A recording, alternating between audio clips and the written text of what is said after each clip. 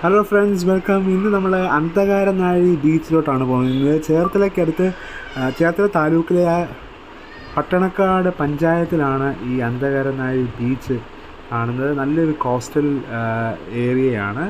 So light ഹൗസോട് കൂടിയ ഒരു സ്ഥലത്തേക്കാണ് നമ്മളിപ്പോൾ ട്രാവൽ ചെയ്യുന്നത്.